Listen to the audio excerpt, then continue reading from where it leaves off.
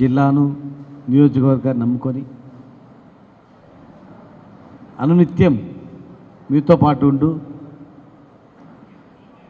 ఈ రాష్ట్రంలోనే చాలా జిల్లాలు చూస్తుంటాం. చాలామంది రకరకాల ఇష్యూలను తిరుగుతూ ఉంటారు. కానీ వినయన మాత్రం ఫస్ట్ ప్రిఫరెన్స్ కాన్స్టిట్యున్సీ, సెకండ్ జిల్లా. ఆనాటి నుంచి ఈరోజు వరకు ఏ మార్పు లేకుండా అనునిత్యం మీతో పాటు ఉంటూ మరి ఈరోజు పార్టీని నమ్ముకొని ఒక సిన్సియర్ కార్యకర్తగా మరి పార్టీలో చాలామంది ఉంటారు. రాజకీయ పార్టీ అయిన తర్వాత వాళ్ళ ప్రయోజనాలకు వస్తుంటారు, పోతుండొచ్చు. కానీ ఇది ఉద్యమ పార్టీ కనుక ఒక ఉద్యమ నాయకుని మాదిరిగా ఎన్ని ఒడిదుడుకులున్నా ఓర్పుతో మళ్ళీ అధికారంలో రావాలి నా పార్టీ. ఏ ఆశయం గురించి కొట్లాడినామో తెలంగాణ గురించి మళ్ళీ అధికారం రావాలి, మా నాయకుడు ముఖ్యమంత్రి కావాలని తపనతో తప్పిస్తున్నటువంటి వినయ్ భాస్కర్ గారికి మరి మిగతా మిత్రులందరికీ నమస్కారం తెలియజేస్తూ, ఈరోజు కొంతమంది విద్యార్థి నాయకులతో, బీసీ సంఘాలతో, రిటైర్డ్ ఉద్యోగులతో, అవుట్సోర్సింగ్ ఉద్యోగులతో, రైతులతో చాలామందితో మాట్లాడడం జరిగింది. ఇక్కడ ఏం జరుగుతుంది? ఎందుకంటే తెలంగాణ ఉద్యమంలో గుండెకాయ లాంటిది ఇది. అంటే ఉద్యమం ఏం లేదన్నప్పుడు వరంగల్కి వస్తే లేచేది అనమాట. అంత పెద్ద నమ్మకం వరంగల్ అంటే. మేము చాలా సందర్భాల్లో జయశంకర్ గారితో పాటు కానీ కోదండరామ్ గారికి చాలామందితో అందరితో జేఏసీ ఉద్యోగ సంఘాలు చాలాసార్లు కేసీఆర్ గారితో వచ్చినప్పుడు వరంగల్ సభలో కూడా మేము మాట్లాడినప్పుడు కూడా లక్షల మందితో ఒక ఉద్యోగిగా రాజకీయ పార్టీతో కలిసి సిద్దిపేట తర్వాత నెక్స్ట్ మాట్లాడింది ఇక్కడనే మేము. మాకు అనుబంధం ఇది, పేగుబంధం ఇది. కానీ ఇవాళ తెలంగాణ రాష్ట్రం తెచ్చుకున్నదే నీళ్లు, నిధులు, నియామకాలు. విద్యార్థులు ఎంతోమంది ప్రాణాలు అర్పించిండ్రు, వాళ్ళ జీవితాలు త్యాగం చేసిండ్రు. మరి ఎక్కడ పోయిన ఉద్యోగాలు? ఇవాళ మొట్టమొదటిసారిగా ఏ హామీలు ఇచ్చి అధికారంలోకి వచ్చిండ్రో, ఏ గ్యారెంటీ ఇచ్చి అధికారంలోకి వచ్చిండ్రో దాని మీద మా భవిష్యత్తు నాయకుడు వర్కింగ్ ప్రెసిడెంట్ కేటీఆర్ గారి నాయకత్వంలో రైతు సదస్సు వస్తుంది. ఇక్కడ రైతుల గురించి అంటే ఒక రైతులకే కాదు, ఇచ్చింది హామీలు అందరికి ఇచ్చారు. అంటే ఈరోజు రైతులకు స్టార్ట్ అయింది. ఎందుకంటే మనకు అన్నం పెట్టే రైతు, అన్నీ అన్నీ అన్నీ బతికేది అక్కడ రైతు నుంచి. మనం బతికేదంతా కూడా రైతు నుంచి స్టార్ట్ అయింది. కనుక ఈ అధికారం రావడానికి ఏ హామీలు ఇచ్చిండ్రో అన్నిట్ల సదస్సులు నిర్వహించాలనేటువంటి ఆలోచనతో మా పార్టీ ఉంది. కనుక దీని తర్వాత మేము మా విద్యార్థులు కానీ మా బీసీ సంఘాలు కానీ ఏమడుతున్నారంటే, ఈ రాష్ట్రంలో, ఈ దేశంలో 140 కోట్లు, రాష్ట్రంలో 60% జనాభా, వీళ్ళందరూ కూడా కాంగ్రెస్ పార్టీ అధికారం రావడానికి అనేక రకాలుగా చెప్తే మేము బతుకుతామేమో, మా బతుకులు బాగుపడతామని చెప్పి ఓట్లు వేసినాం. రైతు సదస్సు తర్వాత ఖచ్చితంగా రేపు బీసీ డిక్లరేషన్ మీద కామారెడ్డిలో పెట్టాలని డిమాండ్ చాలా ఉంది. తర్వాత విద్యార్థులు వాళ్ళ జీవితాలను పనంగా పెట్టి మా తర్వాతనైనా మా విద్యార్థులకు బాగుపడతారేమని చెప్పి తెలంగాణ తెస్తే ఇవాళ ఏమైంది మా బతుకులు? కనీసం ఉద్యోగాలు పక్క పెడదాం, చదువుకోవడానికి ఈ రాష్ట్రంలో దాదాపు 13.5 కోట్ల బకాయిలు పడ్డారు ఫీజు రియంబర్స్మెంట్ కింద. ఇవాళ కొత్త జీవో వచ్చింది, కాలేజ్ యాజమాన్యం డైరెక్ట్గా మీరు వసూలు చేసుకోండి విద్యార్థులతో. అంటే ఇప్పటికే బీటెక్ అయిపోయి, బీఎస్సీ అయిపోయి, బీఎస్ నర్సింగ్ అయిపోయి, ఫార్మసీ అయిపోయి చాలామంది విద్యార్థులు ఫీజు కట్టలేక వాళ్ళ సర్టిఫికేట్స్ అన్నీ కూడా కాలేజ్ యజమానితో ఉన్నాయి. 2800 కాలేజీలు, 2,50,000 మంది ఉద్యోగులు జీతాలు రాక తనలాడుతున్నారు. 12,50,000 మంది విద్యార్థులు. ఇప్పుడు ఈ అకాడమిక్ స్టార్ట్ అయితే 14,000 కోట్ల బకాయిలు కాంట్రాక్టర్లకు ఇస్తున్న డబ్బులు కానీ మా విద్యార్థులకు ఇవ్వట్లేదు. లాస్ట్కి ఏం చేసిందంటే ఫీజు రియంబర్స్మెంట్ ఎత్తివేసే కుట్రలో భాగంగా కాలేజ్ యజమానికి అప్పచెప్పారు. అంటే కాలేజ్ యజమాని వసూలు చేసుకోండి, మేము ఇస్తామని. ఎప్పుడు ఇస్తారా? మీరు విద్యార్థుల అకౌంట్లు ఇస్తారా? సాధ్యమవుతుంది? అది కాదు. అంటే ఇండైరెక్ట్గా ఫీజు రియంబర్స్మెంట్ ఎత్తేస్తున్నాం, మీరు వసూలు చేసుకోండి చెప్తున్నారు. అంటే దుర్మార్గం ఇది. విద్యార్థుల జీవితాలతో చెలగాటమాడుతున్నారు మీరు. కనుక ఖచ్చితంగా మేము 2 పెడతాం పెద్ద ఎత్తున. ఒకటి బీసీ గర్జన, రెండవది విద్యార్థి గర్జన. ఉస్మానియా యూనివర్సిటీలో విద్యార్థి గర్జన తర్వాతనే తెలంగాణ ఉద్యమం ఊపు వచ్చింది. ఉద్యోగుల గర్జన తర్వాతనే తెలంగాణ ఉద్యోగం ఊపు వచ్చింది. బడుగు బలహీన వర్గాలు తెలంగాణ ఉద్యమంలో మమేకమైన తర్వాతనే వచ్చింది. రైతులందరూ వచ్చిన తర్వాత వచ్చింది. కనుక ఇలా మేము చెప్తా ఉన్నాం, డిమాండ్ చేస్తూ ఉన్నాం. వాళ్లకు పోయే కాలం వచ్చింది. శ్రీలంక మాదిరిగా, నేపాల్ మాదిరిగా తిరగబడి రోజు దగ్గరలో వచ్చినాయి. ఎవరు భయపడకండి, కేసులకు భయపడకండి. వాళ్ళ ఉట్టివే వాళ్ళ మాటలు. రాబోయే ప్రభుత్వం చిన్న పిల్లల్ని అడగండి, రైతులను అడగండి, ఎవరిని అడగండి.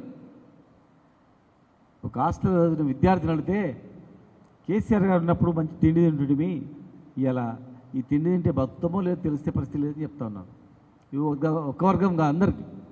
కనుక ఇలా ఫీజు రియంబర్స్మెంట్ ఎత్తేసి విద్యార్థులను వాళ్ళ జీవితాలు నాశనం చేయాలని ప్రయత్నం చేస్తూ ఉంది. ఉద్యోగాలు లేవు. బడుగు బలహీన వర్గాల వాళ్ళకు, యాదవులకు డబ్బులు వేస్తామన్నారు, అవి లేవు. చేపలు ఇస్తామన్నారు, అవి లేవు. ఏ కులానికి ఏం లేదు. 300 కార్పొరేషన్, అది లేవు. గౌడన్నలు చనిపోతే 10 లక్షలు ఇస్తామన్నారు, అది లేదు. నేత గీత ఏ వరకు లేదు.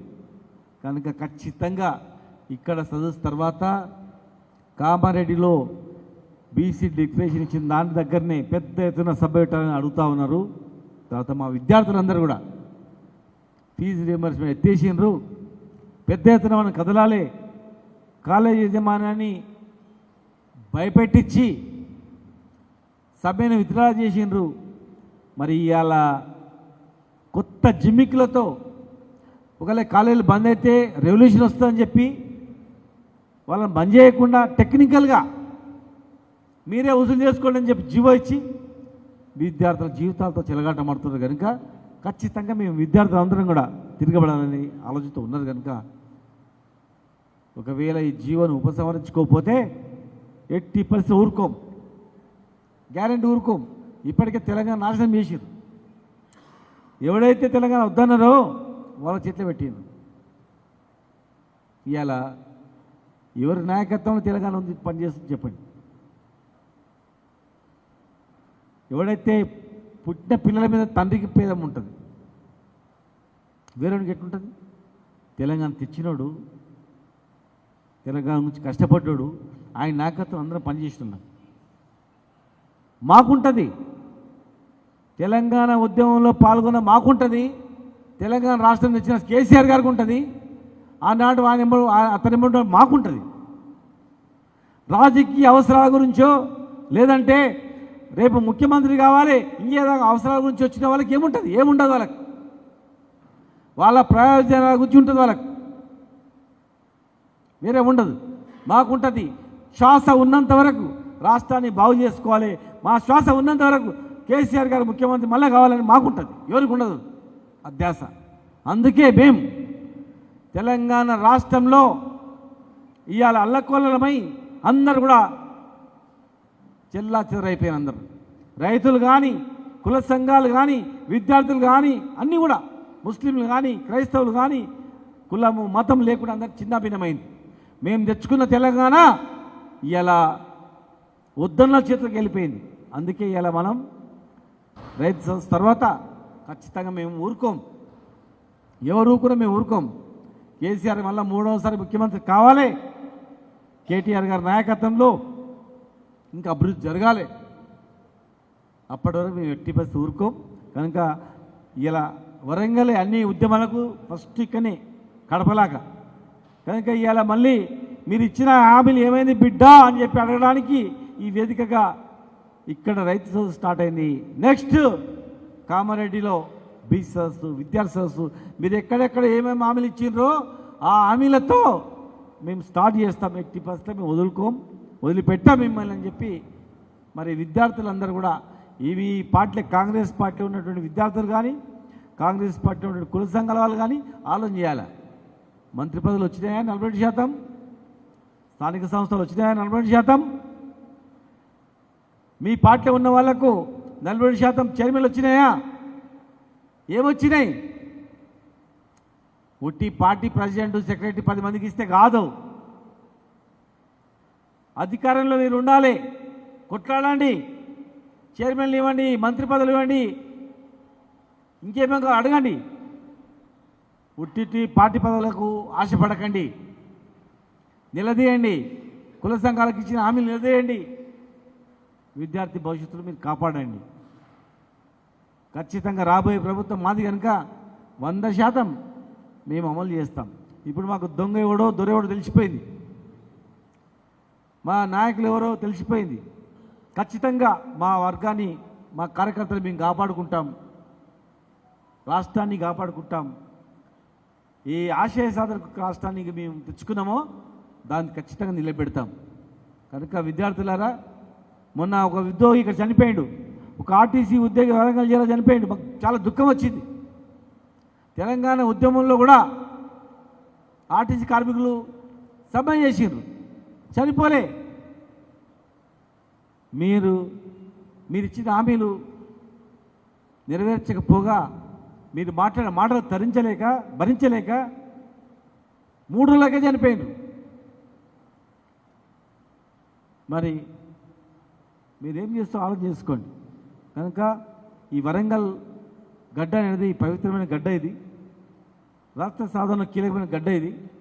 కనుక మళ్ళీ మన ప్రభుత్వం రావడానికి ఇక్కడి నుంచి స్టార్ట్ చేయాలనేటువంటి ఆలోచనతో మన నాయకత్వం ఉంది. కనుక ఆనాడు తెలంగాణ ఉద్యమంలో ఎవరైతే ఉన్నారో దయచేసి లబ్ధి పొందినా పొందకపోయినా మనం రాష్ట్రం రావాలి, మా భావితరం బాగుపడాలి, స్వయం పరిపాలన మనం పాలించుకోవాలి, మనం బతకాలి అనేటువంటి ఆలోచన వచ్చిన వాళ్ళందరూ కూడా నడుము బిగించాలి.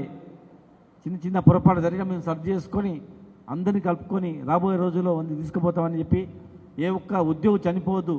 రిటైర్డ్ ఉద్యోగులు కూడా వరంగల్లో ఒక చనిపోయిండు, ఆర్టీసీ ఉద్యోగి చనిపోయిండు.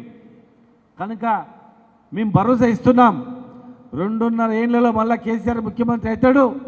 విద్యార్థులకు కానీ కుల సంఘాలకు కానీ ఉద్యోగులకు కానీ రిటైర్డ్ ఉద్యోగులకు కానీ ఖచ్చితంగా మిమ్మల్ని కాపాడుకుంటాం. దయచేసి మమ్మల్ని నమ్మండి, ఒక్కరు కూడా ఆత్మహత్య చేసుకోవద్దని చెప్పి వేదిక ద్వారా మిమ్మల్ని ప్రార్థిస్తూ వేడుకుంటా ఉన్నాను. జై తెలంగాణ, జై కేసీఆర్.